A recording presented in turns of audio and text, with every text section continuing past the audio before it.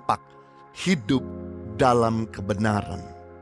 Karena bagi Tuhan, bahwa kebenaran jauh lebih penting daripada pengorbananmu. Ketaatan lebih penting daripada sacrifice kita. Hidup di dalam kebenaran sama pentingnya dengan hidup di dalam kasih. Hidup di luar kasih berarti hidup dalam kejahatan.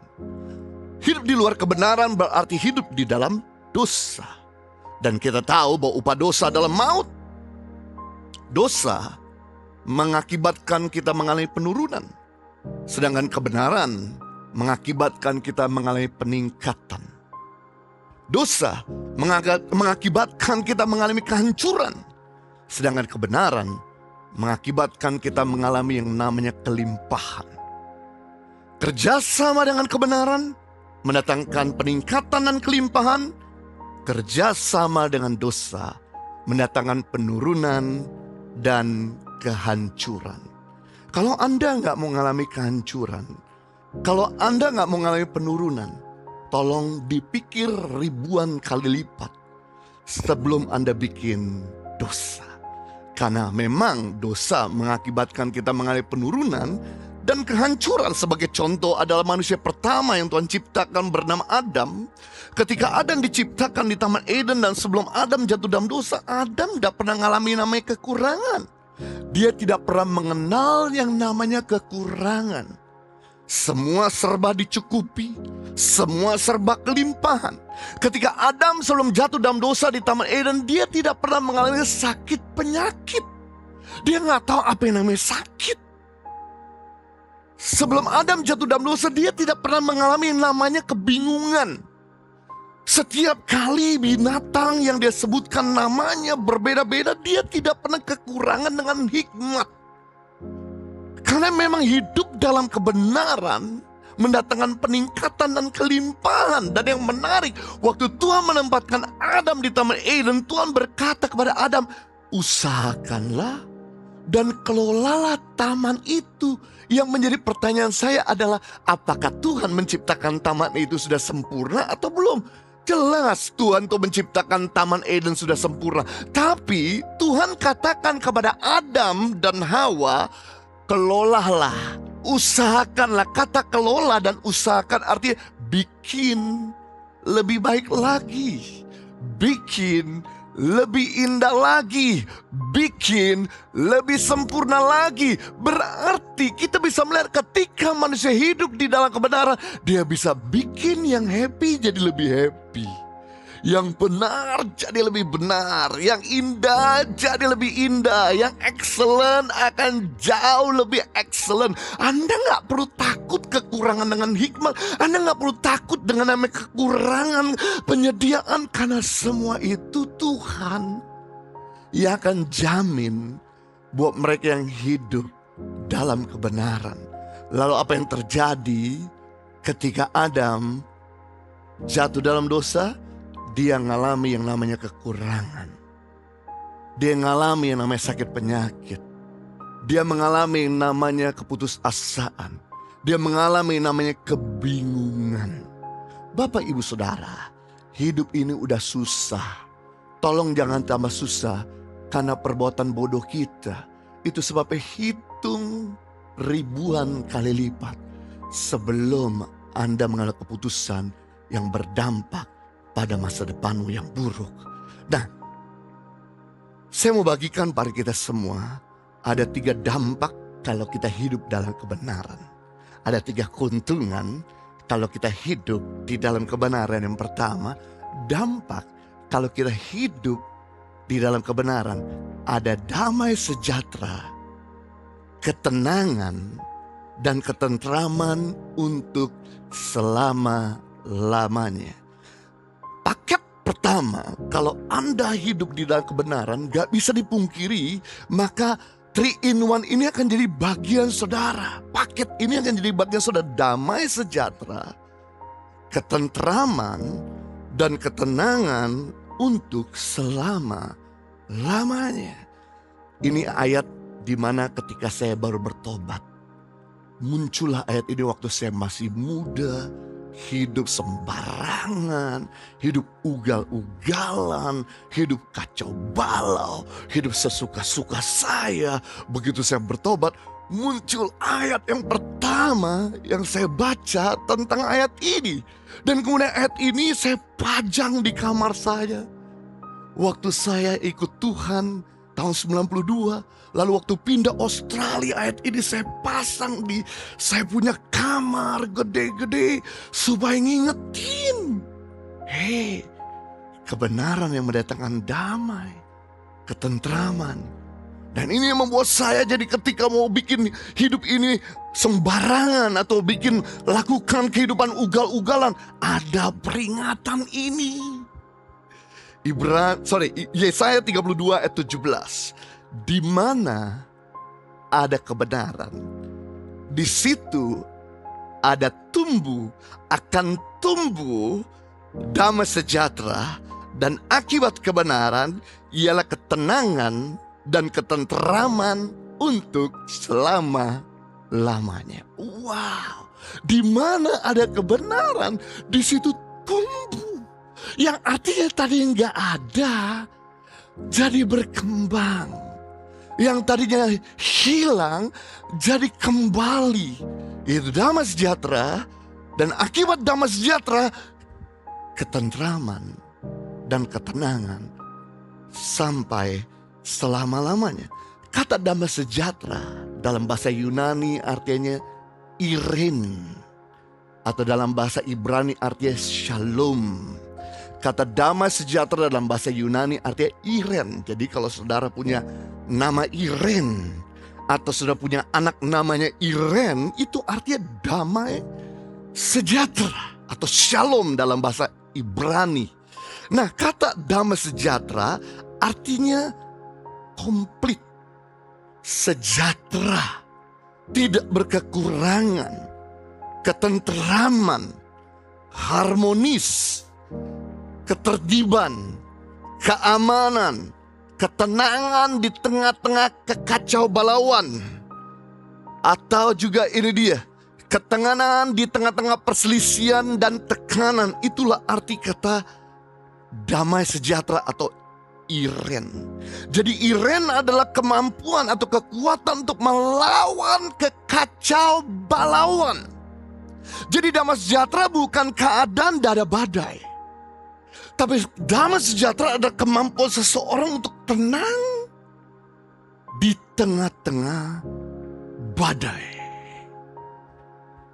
Kemampuan untuk melawan kekacau balauan, itulah damai sejahtera. Sebagai contoh, waktu Anda sedang nonton film kesayangan Anda di bioskop, atau saudara sedang datang ke gereja untuk dengarkan khotbah, tiba-tiba di sebelah saudara ada orang yang lupa silent HP atau mute dia punya suara, sehingga bunyi ring atau bunyi nada lagu, dan saudara masih coba bisa tenang. Tapi yang gak bisa bikin Anda tenang adalah orang itu malah angkat telepon dan ngomong di tengah-tengah kita lagi nonton film, atau di tengah-tengah kita sedang dengar khotbah. Tapi saudara bisa tenang, dan Anda kalau udah rasa udah terlalu terganggu, Anda bisa panggil usher atau petugas keamanan untuk menenteramkan orang itu. Anda gak marah-marah, gak karu-karuan, lempar barang sama orang itu, tapi Anda bisa kontrol. Ini yang disebut dengan damai sejahtera. Ketika Anda lihat kesalahan pasanganmu, kesalahan pegawaimu, kesalahan anakmu, kemudian Anda coba kontrol emosi, kontrol perkataan, dan Anda coba menyampaikan dengan cara yang elegan, dengan cara yang baik. Inilah yang disebut dengan damai sejahtera. Karena damai sejahtera bukan keadaan tidak ada badai, tapi damai sejahtera adalah sebuah keadaan di mana kita mampu mengendalikan keadaan agar tetap berjalan dalam keadaan kondusif. Saya beritahu sama saudara, kita gak bisa kendalikan segala sesuatu yang ada di luar kemampuan kita. Kita gak bisa mengendalikan masa lalu kita. Kita gak bisa mengendalikan orang ngomongin kita. Kita gak bisa mengendalikan orang jahatin kita. Tapi pada kenyataannya kedamaian itu sulit untuk kita dapatkan. Dan ini dia, damai hanya cuma bisa terjadi ketika kita good relationship with God and good relationship with others. Damai, saya beritahu, tidak didapatkan dari kekayaan. Buktinya banyak orang yang kaya raya susah tidur karena merasa tidak damai.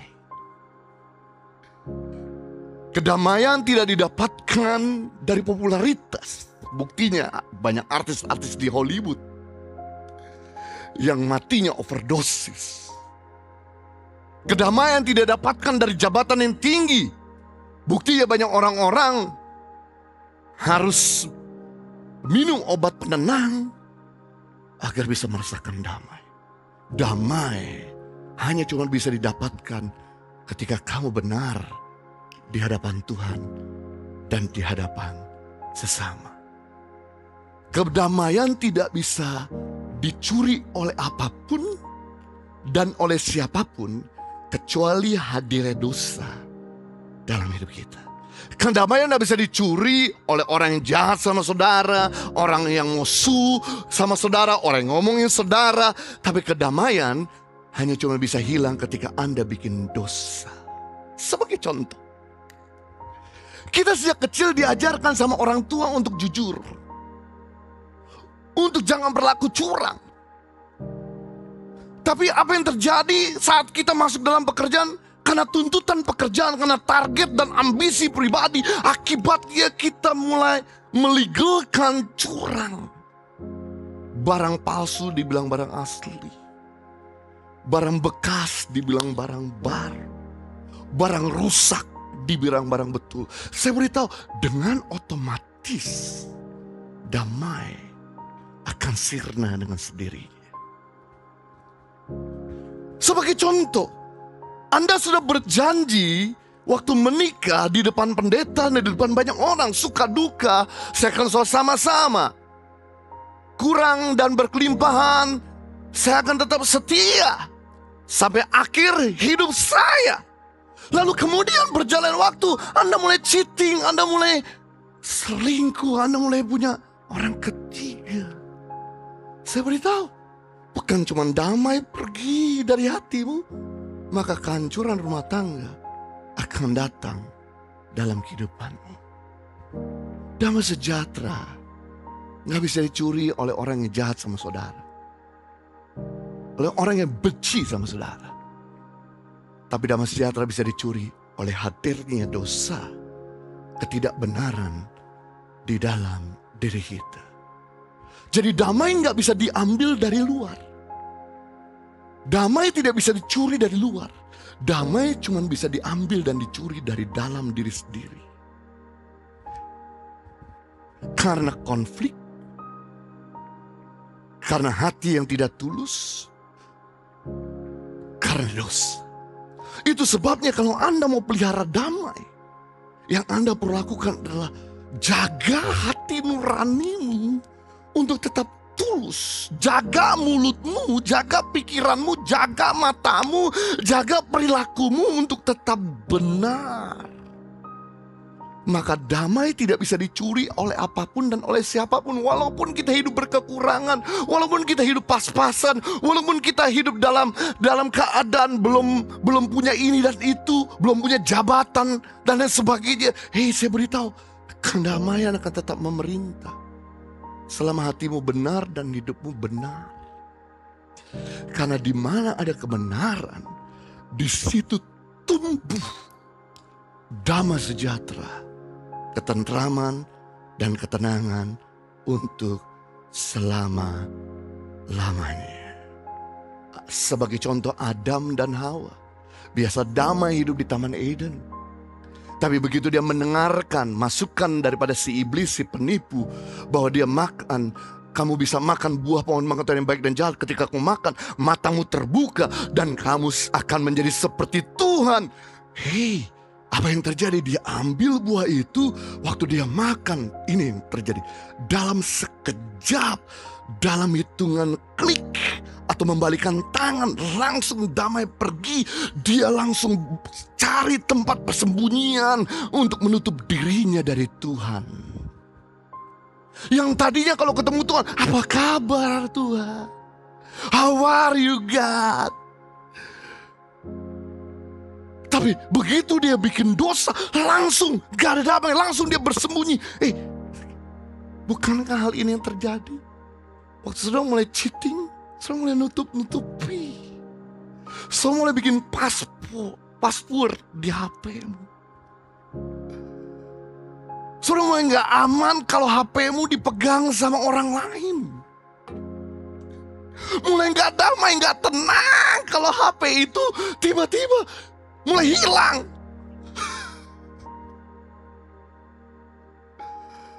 Beberapa waktu yang lalu, anak saya tidak bawa HP dan dia harus ketemu sama temannya. Dan saya bilang, gak usah khawatir, kita udah di jalan. Nih pakai HP papa. Papa gak pakai, tenang. Orang kan tahu saya dekat sama siapa saja.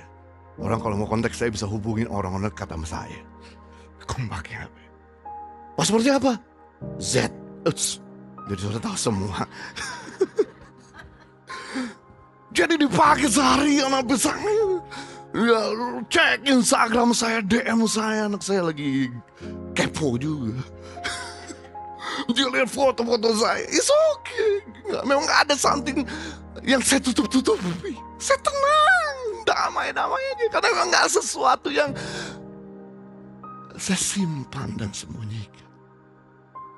Saya tenang. Itu sebabnya saya rindu untuk setiap saudara jadi orang yang benar, luar, dan dalam. Ketika Anda benar, luar, dan dalam, Anda gak usah beli damai sejahtera. Anda akan dapatkan itu secara cuma-cuma. Tapi begitu Anda hidup di luar kebenaran, maka kedamaian akan pergi dengan sendirinya. Berikutnya, dampak hidup benar yang kedua, media untuk membangun keintiman dengan Tuhan. Tools untuk membangun keintiman dengan Tuhan. Wow. Yohanes 4 ayat 23 dan 24, tetapi saatnya akan datang dan sudah tiba sekarang, kata Tuhan Yesus, bahwa penyembah-penyembah benar akan menyembah Bapa dalam roh dan kebenaran, sebab Bapa menghendaki penyembah-penyembah demikian. Allah itu roh, dan barang siapa menyembah Dia harus menyembahnya dalam roh dan kebenaran. Tuhan Yesus kasih kunci untuk kamu intim sama Tuhan, untuk kamu menyembah Tuhan, untuk kamu dekat sama Tuhan. Kamu cukup menyembah dalam roh dan kebenaran. Lalu otak saya mulai muter. Apa ini maksud dalam roh dan kebenaran? Langsung muncul lawan kata. Apa lawan kata dari roh? Apa lawan kata dari kebenaran? Lawan kata, ini dia. Kalau saudara mau belajar sesuatu, coba saudara putar otak dengan memakai lawan kata atau sinonim, persamaan kata. Sehingga arti tersebut jadi meaningful, jadi pewahyuan yang memberkati Anda.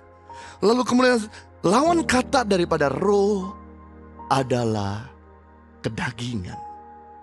Lawan kata daripada kebenaran adalah kemunafikan. Berarti kita gak bisa dekat sama Tuhan, kita gak bisa intim sama Tuhan waktu kamu hidup dalam kedagingan, waktu kamu hidup dalam kemunafikan, waktu kamu masih menyimpan benci, waktu kamu masih dengki, waktu kamu masih cheating, waktu kamu masih jatuh bangun dalam dosa. Ini yang mengakibatkan kamu gak bisa nempel, melekat, nyatu dan mandunggal dengan Tuhan.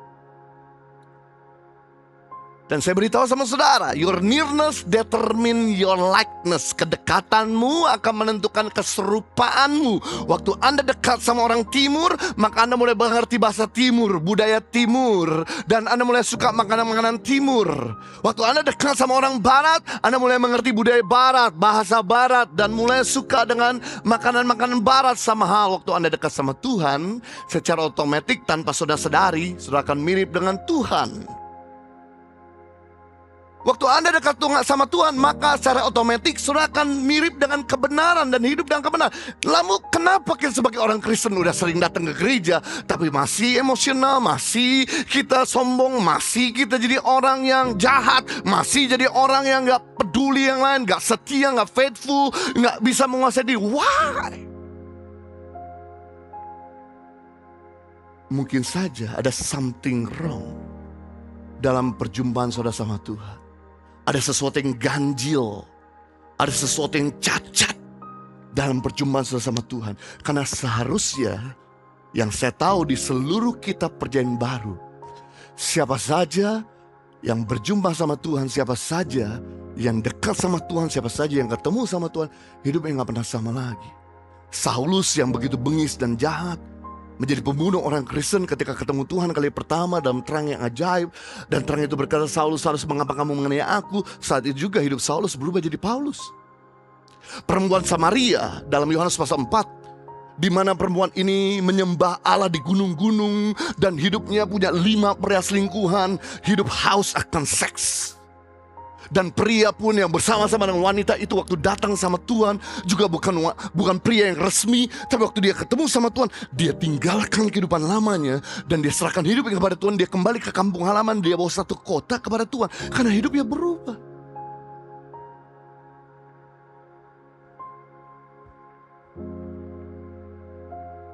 Bukti bahwa saudara itu dekat sama Tuhan, perkataanmu tidak pernah sama lagi. Perkataanmu berkualitas. Bukti bahwa kamu tuh dekat sama Tuhan waktu kamu melakukan kebenaran, bahwa kamu bertumbuh di dalam kesetiaan.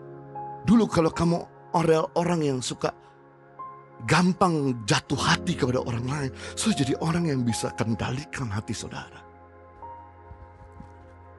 Bukti bahwa saudara itu bertumbuh dalam kebenaran, Anda meninggalkan kedagingan dan dosa-dosa kita.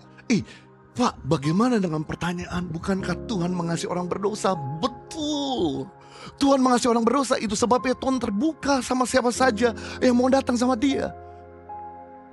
Tuhan terbuka kepada orang-orang yang berdosa.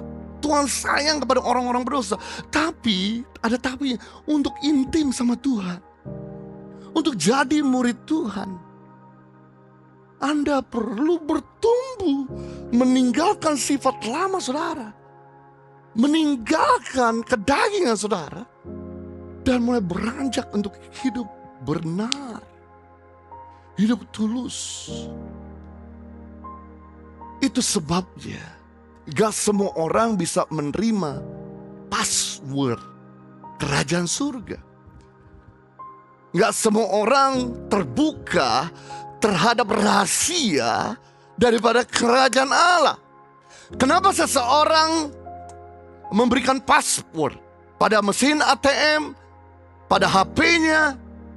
Karena password tujuannya adalah untuk melindungi dari yang tidak berkepentingan dan tidak berhak untuk mengetahuinya.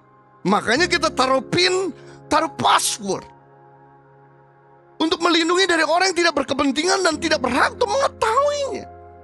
Nah, tujuan Tuhan memberikan password kerajaan Allah, rahasia kerajaan Allah, bukan Tuhan tidak mau untuk diketahui rahasianya kepada kita. Tapi tahukah tujuan Tuhan memberikan password atau PIN untuk terakses kepada kerajaan Allah, janji-janji Tuhan, yaitu men-trigger kita agar kita memiliki rasa haus akan kebenaran dan melakukan kebenaran. Ketika Anda mulai memiliki rasa haus, ketika Anda mulai niat untuk dekat dengan Tuhan, ketika Anda mulai meninggalkan sifat lama saudara, ketika Anda mulai melakukan firman Tuhan, maka Dia akan segera memberikan password, visi, pewahyuan kepada Anda. Kenapa hidup ini sulit? Saya beritahu, hidup ini gak sulit. Hidup ini sulit karena Anda memaksakan kehendak-Mu. Hidup ini tidak akan sulit ketika Anda mengikuti kehendak Tuhan. Yang bikin berat itu adalah kamu paksakan kepentinganmu, kamu paksakan keinginan. Jadi kamu pakai kekuatan sendiri, lelah dan capek. Tapi kalau Anda mau dekat sama Tuhan, Anda memiliki rasa haus untuk bertanya, belajar kebenaran dan hidup dalam kebenaran. Orang yang haus dan lapar akan kebenaran akan dipuaskan. Maka hidup ini jadi ringan, gak berat. Coba saya beritahu sama saudara ini. Kepada bangsa Israel Tuhan menunjukkan kebesarannya. Tapi kepada Musa Tuhan menunjukkan jalan-jalannya. Kepada semua orang Tuhan menunjukkan mujizat dan kebesarannya. Tapi kepada seseorang Tuhan menunjukkan passwordnya, jalan-jalannya. Sama dalam Perjanjian Baru, kepada banyak pengikutnya Tuhan menunjukkan kebesarannya. Tapi kepada murid-muridnya Tuhan menunjukkan rahasianya. Matius pasal 13 ayat 10 dan 11, maka datanglah murid-muridnya dan bertanya kepadanya tentang perumpamaan. Di mana sebelum ayat 10, Yesus membahas tentang perumpamaan tentang penabur. Dan murid-murid ini yang memiliki rasa haus, dia datang kepada Tuhan dan bertanya. Saudara, saya mau saudara tuh jadi orang kalau datang sama Tuhan jangan pasif. Tanya. Karena orang yang nanya, dia diberitahu. Orang yang nanya, dia jadi pinter. Ini dia. Orang yang bertanya, dia memimpin. Saya kasih tahu sama saudara, Oprah Winfrey dibayar mahal. Tugasnya ngapain? Bertanya. Kick Andy atau Andy Noya dibayar mahal sama Metro TV. Tugasnya ngapain? Bertanya. Jangan pernah berpikir orang yang bertanya itu bodoh, blow on, gak ngerti apa-apa. Justru saya beritahu, orang yang bertanya itu memimpin. Bayangkan, sementara saya sedang ngomong tentang kebenaran, saudara bertanya tentang keluarga. Anda sedang memimpin saya, sedang membelokkan saya. Tadi topik tentang kebenaran dan topik tentang keluarga. Bayangkan saya sedang ngomong tentang keluarga, Anda bertanya soal keuangan. Anda sedang memimpin saya untuk mengalihkan topik tentang keuangan. Makanya jadi murid Yesus jangan pasif, jangan cuma datang nanya, Tuhan, saya gak ngerti ayat ini. Bisakah kau beritahu? Saudara tanya mungkin kalau gak dapat juga sama pemimpin komsel kamu, sama teman-teman atau keluarga. It's okay, orang bertanya bukan orang bodoh, orang bertanya, orang pintar. Pepatah Indonesia malu bertanya sesat di jalan. Kalau Anda gak mau tersesat, harus bertanya. Nah ini sebabnya, itu sebabnya. Kepadanya Yesus ngomong begini, mengapa engkau berkata-kata kepada mereka? Murid-murid bertanya kepada Yesus, mengapa engkau berkata kepada mereka dan dalam perumpamaan tentang penabur? Jawab Yesus kepadanya. Saya senang sekali. Waktu mereka bertanya, Yesus menjawab. Waktu mereka tidak bertanya, Yesus gak kasih jawaban. Jawabannya 11, kepadamu diberikan karunia untuk mengetahui rahasia, password kerajaan surga, tetapi kepada mereka tidak. Semua orang bisa menerima mujizat Tuhan, tapi gak semua orang mendapatkan rahasia Tuhan. Nah itu sebab saya rindu untuk setiap saudara. Jangan cuma jadi orang Kristen yang menerima mujizat, terlalu dangkal sekali. Tapi jadi orang Kristen yang mendapatkan pewahyuan dari Tuhan, mengerti kehendak Tuhan. Hidup ini akan jadi mudah. Itu semua bisa didapatkan waktu kamu benar dan dekat sama Tuhan.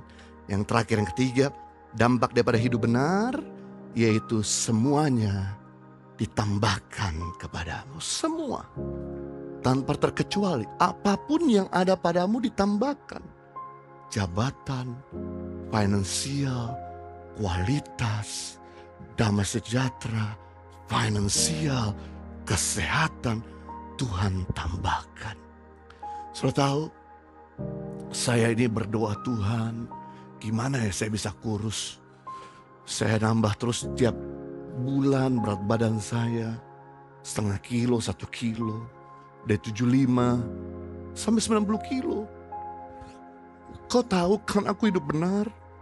Betul, kamu hidup benar. Masalahnya pola makan kamu yang gak benar. Ya Tuhan, inilah kelemahanku, dagingku. Saya beritahu sama saudara, saya jago puasa. Tapi kalau soal martabak, saya bisa batal puasa. Saya jago puasa kalau soal durian, saya batal puasa saudara. Saya jago puasa tapi soal coklat, Nutella, Papa Altin, saya batal puasa saudara. Jadi saudara, Tuhan saya tuh gak bisa loh kurusin badan.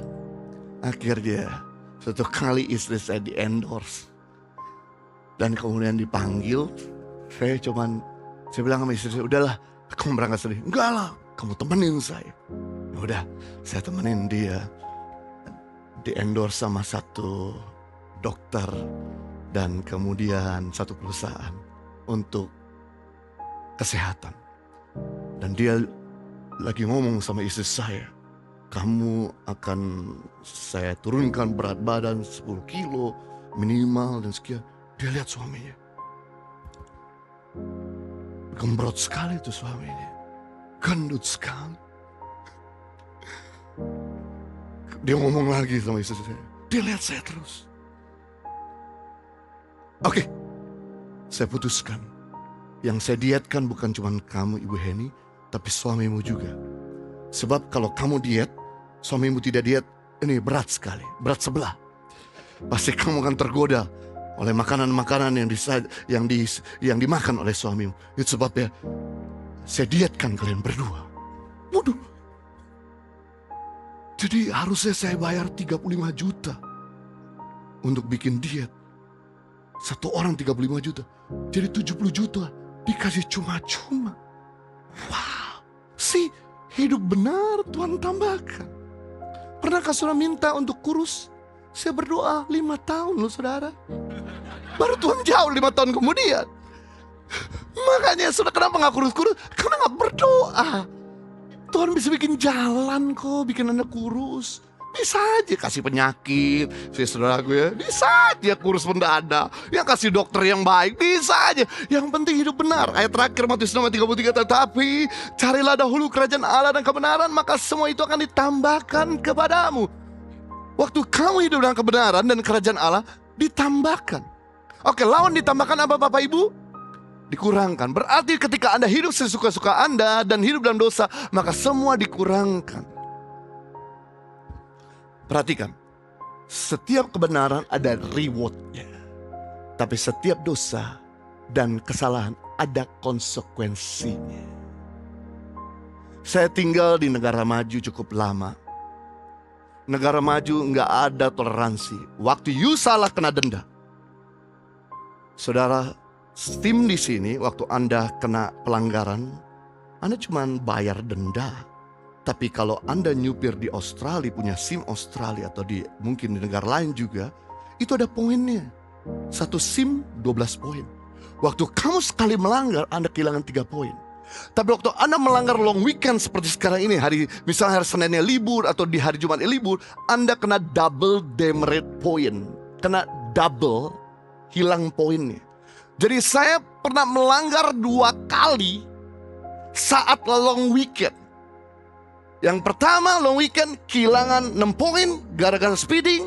Yang kedua gara-gara terobos lampu merah kehilangan 6 poin. Jadi saya disuspended, tidak boleh nyupir selama 6 bulan. Kalau saya ketahuan nyupir waktu SIM saya disuspended karena kehilangan 12 poin, maka saya akan dihukum dengan tidak boleh nyetir selama 2 tahun.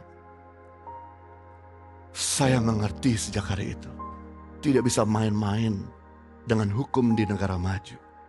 Karena mereka bukan cuma memberikan denda, tapi mereka memberikan efek jerah. supaya saya sadar, supaya saya hidup benar. Dan kemudian saya sejak itu bertobat. Saya dulu pacinku, pasukan Cina Kota di Jakarta, tukang kebut-kebutan, makanya ke bawah saya tinggal di Australia kan.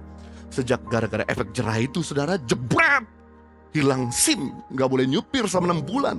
Saya nggak bisa kerja, saya harus pakai transportasi umum dan sebagainya. Sedangkan di Australia itu kemana-mana jauh. Saya bertobat dan saya nyupir baik-baik. Saya tidak pegang HP saat saya mengendarai mobil. Saya tidak lagi terobos lampu merah. Karena bagi saya lampu kuning gas, lampu hijau baik-baik, lampu merah baru berhenti. Jadi saya selalu kena di situ. Dan sejak itu saya bertobat. Dan sudah tahu, selama 5 tahun, 10 tahun, 15 tahun saya nggak melanggar. Begitu saya perpanjang SIM saya, langsung orang yang perpanjang SIM bilang, "Oh, you were naughty boy, now good boy. Dulu kamu anak nakal, sekarang anak baik. Kamu dulu kehilangan poin sampai kamu nggak bisa nyupir, tapi hari ini udah 10 tahun kamu tidak pernah kena fine. Saya memberikan diskon untuk kamu perpanjang SIM kamu 50%. Wow, saya lega sekali. Rupanya setiap kebenaran ada rewardnya. Setiap pelanggaran ada ganjarannya. Kalau Anda nggak mau keterima ganjaran, hiduplah benar. Begitu Anda hidup nggak benar, semua dikurangkan. Jadi kita belajar hari ini 3 dampak hidup benar. Yang pertama, ada damai sejahtera, ketenangan dan ketentraman untuk selama-lamanya. Kedua, media untuk membangun keintiman dengan Tuhan. Dan ketiga, semuanya ditambahkan kepada kita. Mari berdoa. Bapa di surga, terima kasih untuk kebenaran firman-Mu yang telah menginspirasi dan menolong kami. Sehingga hari ini kami akan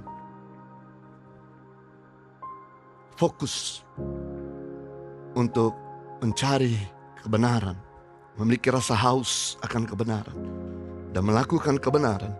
Karena itu lebih berharga daripada segala pengorbanan. Itu lebih penting daripada segala ibadah-ibadah kami. Lebih penting daripada segala pemberian-pemberian kami. Tuhan tolong, kalau kami masih sering kali melukai Tuhan dan sesama, ampuni, basuh kami dengan darah-Mu dan layakkan kami. Sehingga kami menjadi baru kembali. Dan kami boleh bertumbuh.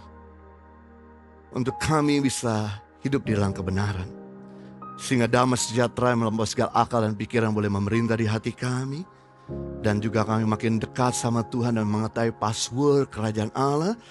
Dan kami juga sadar bahwa apapun yang kami butuhkan, Tuhan akan tambahkan semuanya kepada kami.